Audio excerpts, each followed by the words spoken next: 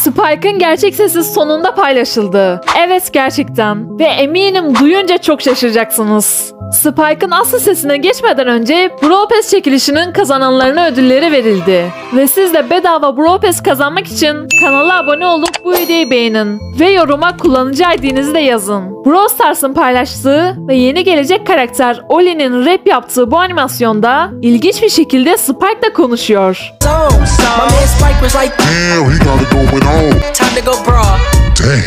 Tam da size anlattığım gibi sesi gerçekten kalın ve büyük ihtimalle oyuncuların sevmeyeceklerini düşündükleri için Spike'ın sesini oyuna eklemiyorlar.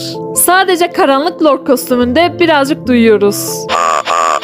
Peki siz Spike'ın bu sesini beğendiniz mi? Bu arada animasyonda yine Bibi ile Edgar'ı beraber görüyoruz. Yoksa...